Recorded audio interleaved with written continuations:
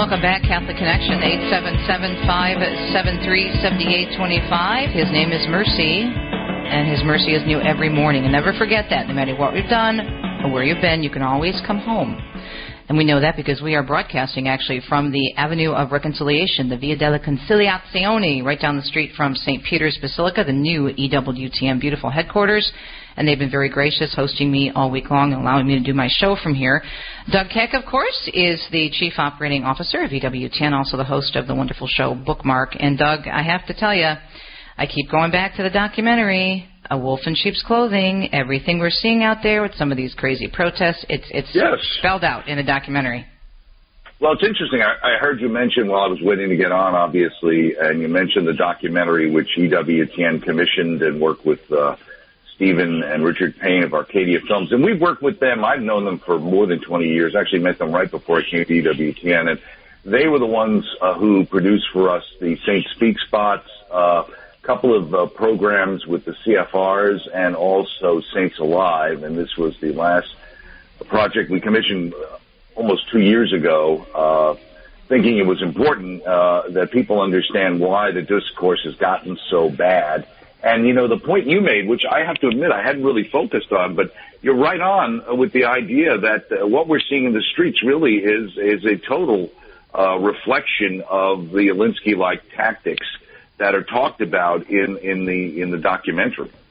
So, yes, kudos for you for pointing that out. Well, we see this in the protesters, and we see it also in some of the media elites that have not learned their lesson. They had their heads handed to them on a silver platter. They were wrong across the board. And instead of having a little bit of a humble moment and at least starting to maybe, what a concept, do some news with balance as opposed to attacking anybody, you know, right of center, especially people who are pro-life and pro-family. It's happening all over again, and now it's getting to the point where they are labeling and just throwing it out there and putting awful labels on people. And then, of course, as you have said, when we've been talking about the documentary, then people are forced to defend themselves against something that isn't even true. Which is an Alinsky tactic, which is make people live up to their own ideals. You know, you're so busy explaining why you're not perfect, it gets off the point of what they're doing is wrong. And exactly, and you know, it's like this kind of made-up term. Suddenly we have these terms that these people like make up, and suddenly we're using alt-right. I don't even know what that means. I thought that, like somebody said, I thought that was on your keyboard, you know, on your computer, you hit alt-right. You know, so if there's alt-right, there must be alt-left, but we never hear alt-left, and they just make up this stuff and use that as a way to demonize anybody. And even today, you know, if you have concerns about the border, you're a racist. If you have concerns about Islamic terrorism, because you use the word Islamic, then you're Islamophobia. So, I mean, it's like talking to Lucy and Charlie Brown, you know, with 8 million different phobias that we all have because whatever they don't like becomes a phobia. Meanwhile, I think as the election showed us, there was a certain phobia, at least on the left, towards hardworking, normal, regular, God-fearing, gun-toting Americans. What they're seeing that they didn't even realize, that it's like that old cover of New Yorker magazine where you see the East River and then everything beyond that is like, you know... exactly. Basically, having lived in New York, I can tell people that's exactly how we thought. Right, nothing beyond the East River. It's a wasteland. Right. And they're in this bubble, and then they see that half the country... half the voting populace feels very differently than they do and still sees a problem with things that they think are now perfectly acceptable and normal, and that's rattling their cage. Well, I think what you pointed out before, you were talking about the admitting you're wrong. Well, elitism and humility are not things that usually go hand in hand. So when one thinks they know better, it's very difficult for them to believe that people that they paternally but look down upon, they think it's paternal, but they basically look down upon most people. How could they be right and I be wrong? And so what we have to do is say, well, that can't be the answer. So now we have to go and find the other answers that really show at the end of the day that I'm still right. It just didn't work out the way it was supposed to work out. And I think that's the problem. And again, we go back to the old Pauline Kael line from 1968. Oh, my gosh. He said when Nixon won, how did he ever win? I don't know anybody who voted for him. And I think, you know, one of the recent hosts who just got a show on Fox, who I actually find quite refreshing, Tucker Carlson. Oh, yeah, he's great. In the sense, has said to several of these writers at these major newspapers, well, do you know anybody who's openly pro-life at your paper? You know? Yeah. And it's like, well, I know somebody, you know. How many people work there? I know somebody. I mean, that's an indictment unto itself. But again, that's the thing, is that all of these people think alike. They swim in the same water. They go to the same parties. Their kids go to the same schools. And there's just this, quite honestly, a level of elitism that is very dismissive of the poor people in the middle. Because what happens is, when you're an elite, things that happen don't really affect you because you can insulate yourself. Even Donald Trump said that. He said, listen, you know, I'm a billionaire. None of this, whatever happens, I'll be okay. And I think that's the thing is that it's also easy. We used to use the term limousine liberal, where the idea is I can hold these very, quote unquote, passionate and feel-good kind of way about things, because at the end of the day, they don't really impact me. They're impacting these people in the middle who either are paying for it or are having to live with the effects of it, you know. We care about people. We care about life. We care about meeting the stranger. But, you know, it struck me the other day that if one can't welcome a family member in their womb, how can they welcome a stranger from another country? Right. I don't know if you heard the interview I did with Jeannie Mancini the other day from the March for Life and talking about, you know, gearing up for 2018 for the big march. But she told me about a year. Right? Yeah, I think she said this on the air. That'll be a happy... This is going to be one of our happier ones, I would think. I know. Right? I'm really looking forward to covering it. I do every year, but especially this year, it's going to be great because there's going to be I think, a different mood there. But she said that one of her college friends, someone that she's known for years and been friends with for years, and they've had different political views, they've been able to keep a friendship, basically said, I can't be friends with you anymore because of the election. Right. I mean, it's just crazy. And I know people get upset, and I've seen it with friends of ours, especially the Facebook wars that go on with people who went to high school together who, you know, have a tangential friendship over the years but disagree on some of these things. And again, it's that whole idea that, you know, we can't demonize each other at the same time, but, you know, and that's where the rhetoric goes harsh right away. But at the same time, you know, we are talking about things that are deeply important. I mean, when you start talking about life issues and death issues on the back end, and religious liberty and religious freedom and those kinds of things, I mean, you're not talking about whether somebody likes this particular bill or that particular bill, or whether we should build that bridge or not build that bridge, or whether we need to repair these roadways. Those things good people can argue about. And we can argue about the best way to handle those things. No one doesn't want the best for everybody. But there are different ways to approach them, and we have to at least be open to listening to it. But middle ground between truth and falsehood is still false. And it always seems to be, and this is what I will say, is that, and this is just my opinion, that when more conservative people are winning something, suddenly everything's all about we need to compromise and work together. Right. When the last president won his first term, he very clearly told the other side he won. Elections have consequences. Basically, shut up and sit down, and I'm going to take you where I want to take you. And so it's very nice for us to have compromise, but we can't compromise like in the church. We can't compromise the truth. If something's right, it's right. How we talk about it, how we try to implement it, we can talk about. But we can't change the fact that something is or isn't right or isn't wrong or isn't moral. Yeah, and truth doesn't change. We can learn more about it as time goes on, and we learn more, for example, so much more about the development of the baby in the womb. It doesn't change the fact, even before we knew as much as we do now, that it was still a baby and that we were pro-life from conception until natural death.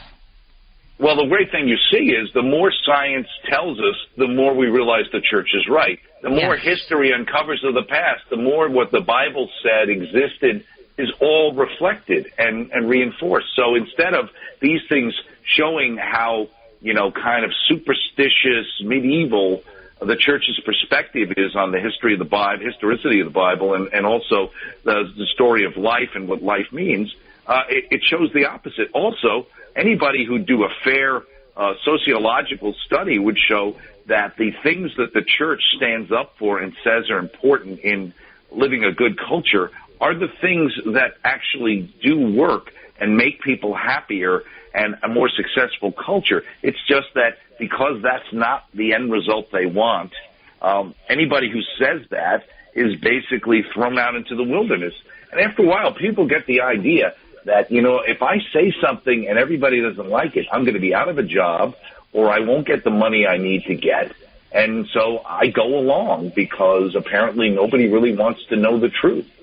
And so, and we have people, those things are concerns. Can you stay with us for another segment? Because there's a couple other things I want to ask you about. But also, I love having these discussions with you because you have so much insight and your background, and also having been in New York and just getting the way those people think.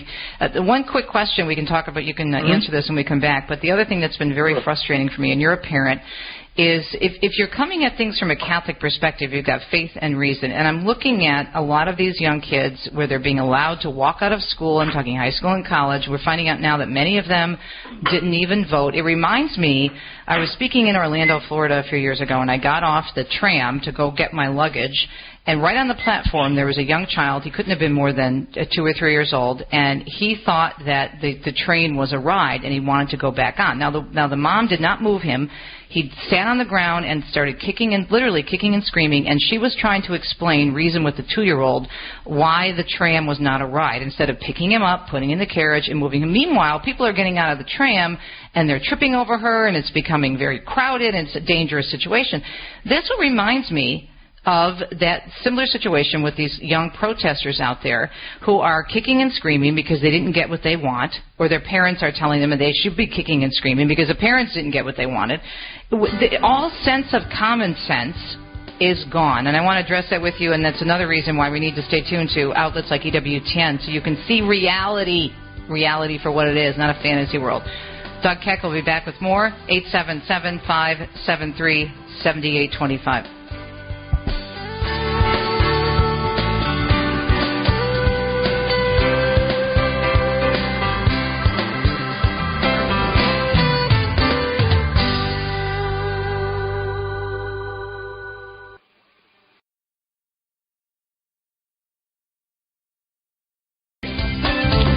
28 minutes past the hour. It's a Friday. We're live from the EWTN Rome headquarters. Doug Keck joining me, back, of course, at the headquarters in Alabama. 877-573-7825. And, Doug, is the Saul Alinsky special, his documentary, is it airing again at all soon, or the best thing to do, order the DVD?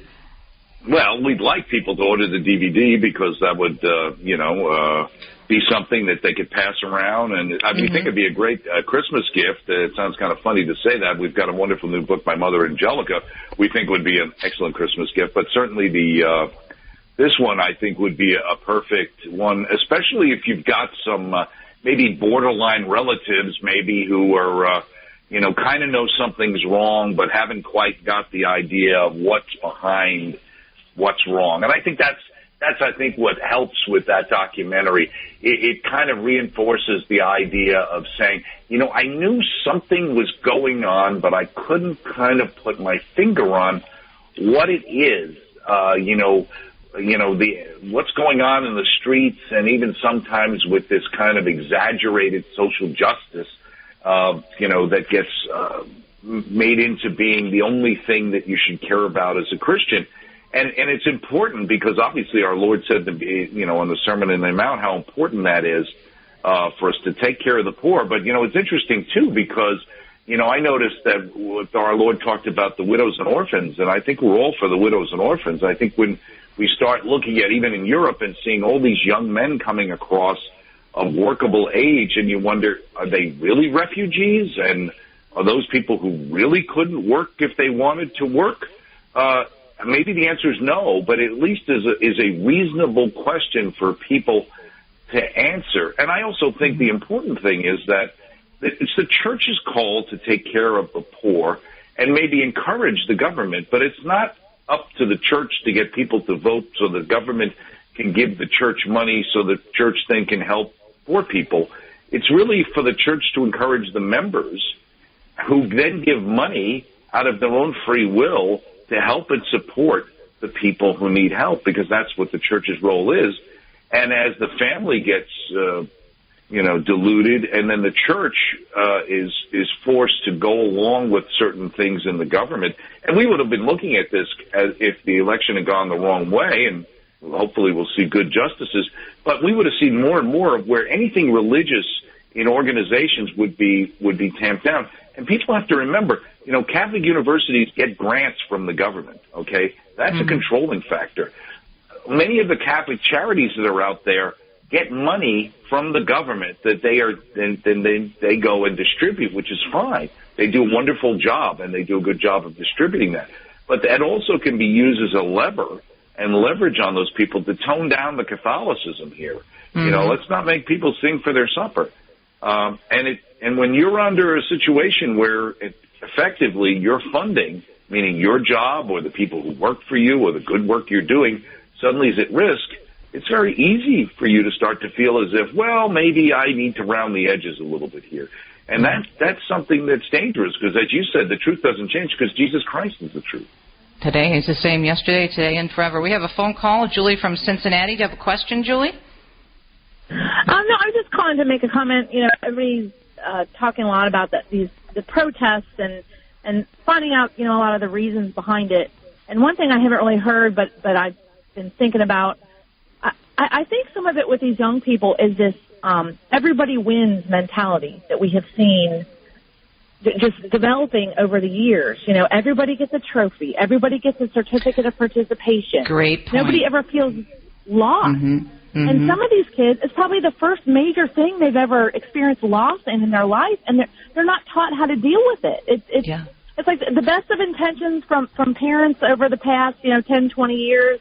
And this is where we are. Kids cannot handle disappointment because everybody wins, and here's your trophy, and here's your certificate, and your little medal because, you just showed up. And, people joke about, everyone gets a trophy, but I think we're really starting to see the results of that kind of philosophy. Yeah, that's a great point, Doug. I mean, she makes a great point, and I think that's a big part of it, Julie. And also, this goes back to who we are as Catholics, right, Doug? Because we know suffering has meaning, and suffering does occur. And as Julie said, it's like these kids, and I think a lot of people, not just the kids in the protests, but I think to Julie's point, I think the people in the elitist media, some of these people in government who are having these meltdowns, life has always been, at least for the last 8 years, their way, and all of a sudden they realize, well, I've just, my fantasy world has just been shattered, and they can't handle it. Right. I think what Julie said was right on the money. I think it was a very good point in the sense that what we have today, especially if you're dealing with university students, not only have they never experienced a loss, quote unquote, they come from a world where the world view is that no one could possibly have voted for the other candidate because no one could possibly think like that. And so you live in this universe, this bubble, an educational bubble, which is going to break pretty soon. And, suddenly reality hits you and you can't believe it because it's like, how could this be? And again, to be fair, on the other side to young people, everybody who's, you're in high school and college, you're idealistic, everybody's going to change the world, we're going to do it better, we know better. So there's always a level of idealism that's kind of out there that we go through. And I think in certain cases, because of that kind of snowflake mentality, they've been protected more and haven't had to learn that, life doesn't grade on a curve. It doesn't work that way. You're going to go to a job and you know what? You might be the better person for the job and you don't get it. Mm-hmm. You might be doing a better job than somebody else and they move ahead and you don't. That's just the way life is because life is not fair. So if you get that understanding, so I think what she said is exactly right. And so these people can't understand, well, how come it didn't work the way it was supposed to work for us? And definitely that's a problem out there. And like you said, I think, Teresa, to bring it back on the Catholic side, this idea of our Lord stumbled and fell 3 times. It's okay to fail. You get back up again and you continue on. And, if this is an important thing for these people to stand up for, they should stand up for it. And they should have voted, and they can vote, and they can work if they really believe that's an important change. Right. And they can protest. But we're not protesting when it comes into interfering with other people's lives or destroying people's property. you know, some of these protests are happening in places where everybody there thought that Hillary Clinton was going to win. So they're all protesting in a place where the people they're protesting in front of and whose businesses are being damaged or impacted are the same people who voted their way. I know. Portland, Oregon, New York, San Francisco, right. Absolutely. Detroit, yeah, absolutely. It's crazy. So they got protest bubbles. Let's go to places where everybody already agrees with us. Yeah, I mean, and that's not like it is for the people, you know, who walk the life West Coast. They went into the belly of the beast in San Francisco and standing up for life in a place that's totally anti-life in many ways. I mean, you don't see these people marching down through the middle of the red states protesting. Yeah. I keep thinking of Mother Angelica and her great quote, "The cross is not negotiable, sweetheart." And that's why you need to stay tuned to EWTN. Great conversation, Doug. Thank you so much for your insights. And just remember all the coverage this weekend coming up of these beautiful events here in Rome. You can go to EWTN.com for the schedule. And don't forget to order your DVD, Saul Alinsky, A Wolf in Sheep's Clothing. Just go to EWTN.com/religious catalog. We'll be right back.